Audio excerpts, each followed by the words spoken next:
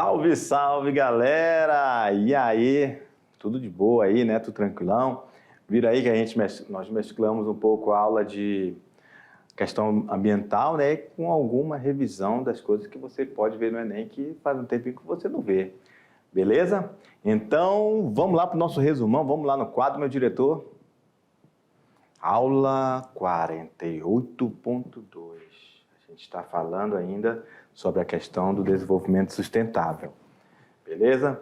Aí, né, a gente viu sobre os protocolos. Primeiro a gente viu ali sobre o protocolo de Montreal, né, relembrando que foi aquela reunião que a galera ali se reuniu, viram que a camada de ozônio estava acabando, não é isso?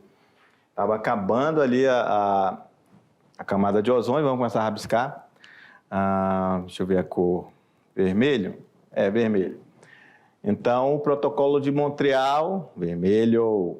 Então, reuniu a galera ali para fazer um acordo ambiental que teve como objetivo diminuir a destruição da camada de ozônio, que era principalmente o CFC, né, que estava no desodorante, nos sprays, nos aparelhos de ar-condicionado, na geladeira, enfim. Depois veio o protocolo de Kyoto, ok?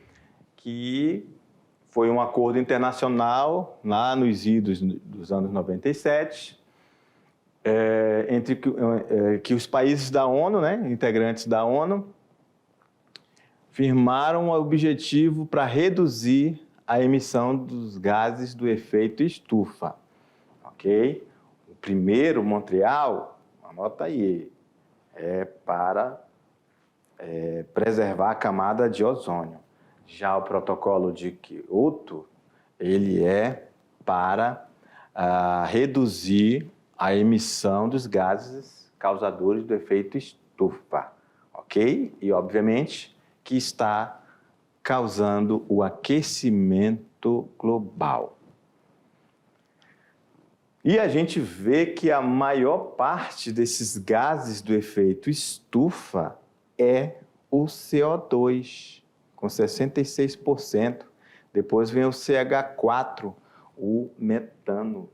Então, galera, o protocolo de Kyoto, alguns países não aderiram a ele, né?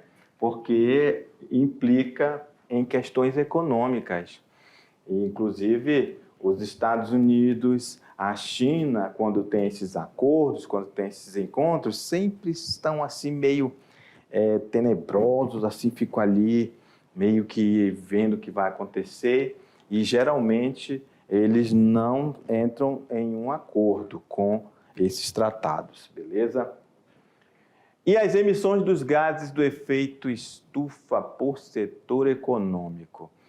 Falamos que a emissão desses gases do efeito estufa, ele se dá principalmente para geração de eletricidade e aquecimento. Eletricidade essa que está relacionado à eletricidade chegar nas casas das pessoas, ar-condicionado, aquecimento. O aquecedor ele precisa estar ligado lá nas regiões mais frias. Eu até falei durante a aula, né? O pessoal lá não tem ar-condicionado, eles têm aquecedores. E para isso precisa de eletricidade. E tem muitos lugares que não é como o Brasil, que tem muitas hidrelétricas, ok? E funcionam através de termoelétricas. Termoelétricas funcionam com combustível fóssil, petróleo, mais especificamente, principalmente o óleo diesel. Outros gases vêm da agricultura, silvicultura e o uso da terra. A indústria é o terceiro colocado aí, com 21% da emissão dos gases do efeito estufa. E depois o transporte.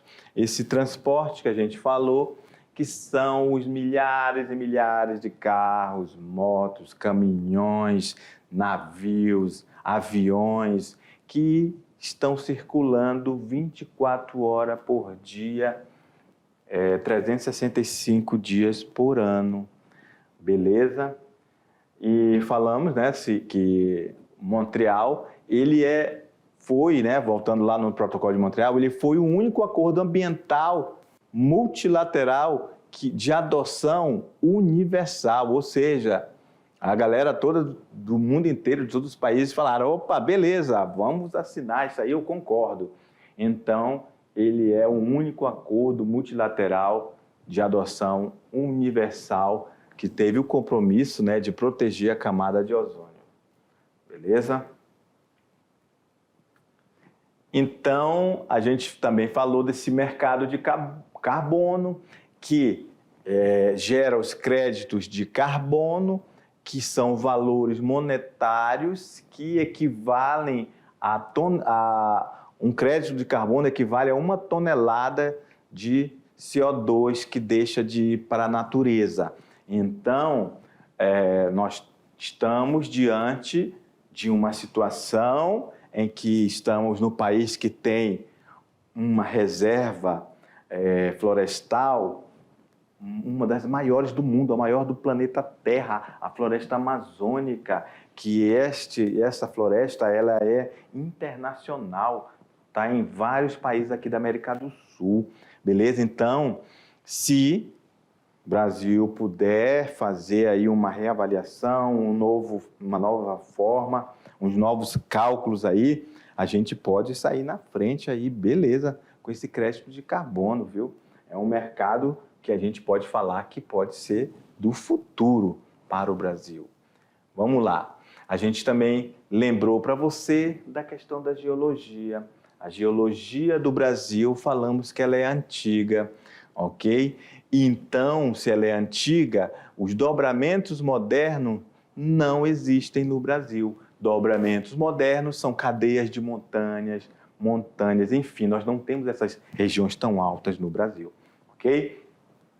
Por se tratar de uma formação geológica muito antiga. Então, no Brasil nós temos 36% de escudos cristalinos e nós temos a maioria do nosso território de bacias sedimentares, ou seja, esses escudos cristalinos foram, ao longo do tempo, sendo intemperizados pelo intemperismo físico, químico e biológico, e essa matéria foi sendo transportada para outras regiões, como a bacia amazônica, ok? Vamos lá.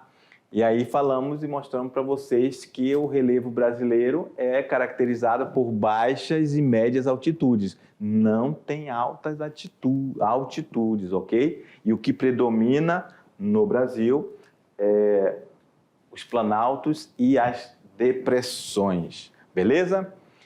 Galera, você tem aí um exercício aí de boa, tranquilão, hein? Só na manha, como sempre, sem pressa, leitura bacana, suave. Faz aí, daqui a pouco a gente volta para corrigir. Tchau!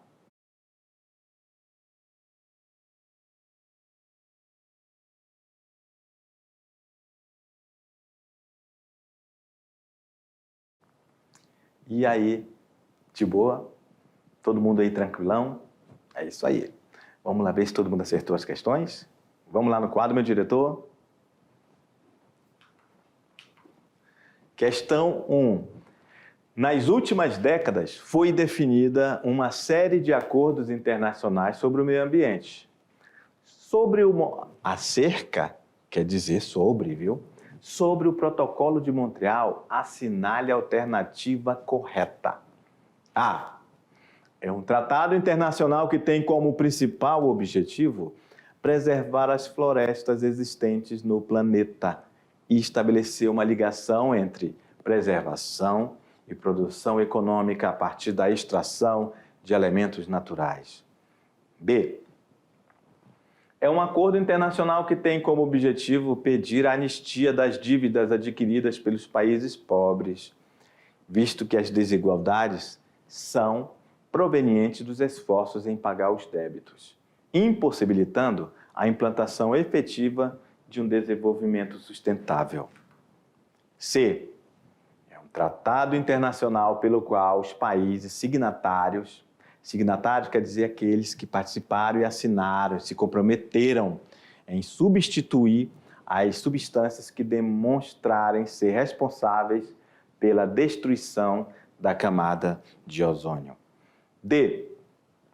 É um acordo entre os países que compõem o continente americano, que visa a intensificação dos esforços para reduzir o lixo marinho. E letra E. É um tratado entre os países da América Latina, da América do Norte e América Latina, que inclui a proteção do meio ambiente, estabelecendo padrões para os direitos de acesso à informação, participação pública e acesso à justiça com assuntos ambientais. Olha só, vou até voltar aqui para falar um pouco com você. Uma questão longa, né? Questão longa. Mas você percebeu uma coisa nessa questão? Eu sei que você acertou. Parabéns a todos que acertaram. Eu tenho certeza que foram todos. Mas vocês perceberam que é uma questão longa, mas se você listou ali, assinalou, fez as suas anotações, palavras-chave, você matou a questão. O examinador ficou no chinelo com você, porque ele não conseguiu lhe enganar. Você fez as suas anotações e viu que tem um monte de texto ali, muita coisa que não tem nada a ver. Beleza? Vamos lá no quadro, meu diretor. Olha só, ele fala que é um tratado entre os países da América do Norte e América Latina em relação à proteção do meio ambiente. Beleza, é proteção do meio ambiente, né? Beleza. Mas não foi entre a América do Norte e a América Latina, ok? Foi de todo o mundo. Estabelecendo padrões para direitos, acesso à informação, nada a ver. Participação pública e acesso à justiça, nada a ver, ok? Vamos lá, D. É um acordo entre os países que compõem o continente americano, não é entre o mundo, que visa a intensificação do esforço para reduzir o lixo marinho, nada a ver. Olha lá. A B. É um acordo internacional, verdade, que tem como objetivo de pedir anistia da dívida? Não, já era, aqui você já matou. Dos países pobres, olha o tamanho do texto, você nem perde tempo lendo o texto todo que você já sabe. Olha aqui, ó. Esse aqui, ó, é um tratado internacional? Beleza. Tem como principal objetivo preservar as florestas existentes no planeta e estabelecer uma ligação entre preservação e produção econômica a partir da extração? Nada a ver. Então, você lembrou que nós pedimos para você anotar Protocolo de Montreal, camada de ozônio. Beleza? Então, sem chance, eu tenho certeza que todos acertaram. Vamos lá para uma questão do Enem. O cuidado com o planeta em que vivemos vem recebendo mais atenção nas últimas décadas devido ao ritmo da degradação do ambiente natural. Um exemplo dessa atenção foi a assinatura do Protocolo de Quioto por vários países com o objetivo de preservar o planeta Terra. O Protocolo de Quioto tem como tema principal vegetação, hidrografia, solo, relevo ou clima? Sem chance! Essa aí também, mamão com açúcar. Todo mundo lembra que está falando sobre o clima, ok? Efeito estufa, gases que provocam o aquecimento global. Beleza? Beleza, então tenho certeza que também todos acertaram. Vamos para 3?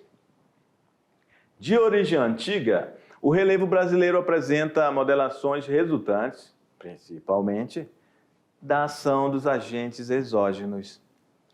Esses consistem no conjunto de elementos que modelam o relevo terrestre, sendo representados pelo intemperismo, um processo de modelação do relevo por meio dos fatores climáticos, chuvas, geleiras, mares, ventos, etc. Essa dinâmica implica nas A. Existência de área de planície. B. Elevada amplitude altimétrica do país. C. Constituição de formações orogenéticas. D. Zona de planalto ao longo do leito do rio Amazonas. Ou letra E. Inexistência de cadeias montanhosas no território nacional. Opa! Olha, você viu esse texto aqui de uma forma técnica e você vai lembrar, olha só. Falou aqui, ó, tá lá no nosso resumo, tá na nossa aula, ó. É a antiga o relevo brasileiro, não é isso? Nós temos a ação dos agentes exógenos, que são as chuvas, no caso aqui do Brasil, chuva, ventos. E o que a gente vai ter aqui? A gente vai ter uma informação que eu dei para vocês, inclusive no nosso resumo, que eu falei que não existe cadeias de montanhas no território brasileiro. Beleza? Eu tenho certeza que todo mundo acertou, porque não é a letra A, porque está falando do Brasil, ok? Todo. Então, poderia ter, o aluno poderia ter confundido com a A por causa disso, ok? Mas aqui predomina planaltos e depressões. Vamos lá, questão 4. A estrutura geológica das terras emersas do Brasil é constituída, basicamente, por bacias sedimentares e escudos cristalinos, tectonicamente estáveis. Estáveis quer dizer que não tem terremoto. Beleza? As áreas cinzas do mapa representam o quê? Olha aí. Dobramentos modernos? Não, professor. O senhor falou que não tem dobramento moderno. Exatamente, não tem dobramento moderno no Brasil. Dobramento moderno, olha aqui o que é isso, ó. Beleza? Montanhas, não tem no Brasil, ok? Bacias sedimentares. As áreas cinzas, vamos lá, olha só, bacias sedimentares. C, bacias hidrográficas. D, escudos cristalinos, deixa eu apagar tudo aqui.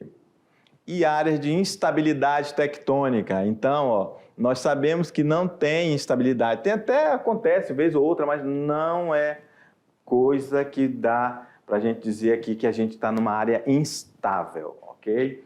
Nós vivemos em um país que tem estabilidade tectônica, ok?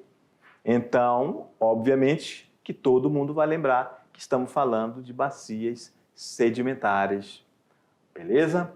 Bacias sedimentares essas que correspondem a um local onde há o transporte das partes mais altas desses sedimentos. E olha aqui, a imensa bacia amazônica. Era só lembrar da bacia amazônica.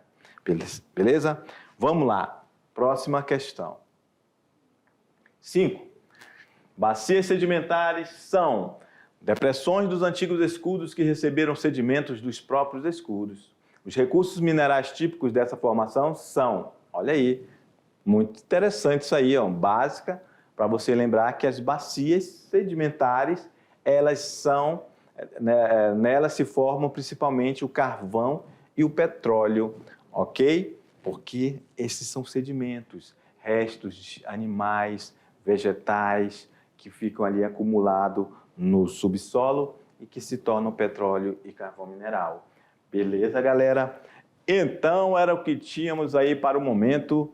Valeu, galera. Tchau, até a próxima.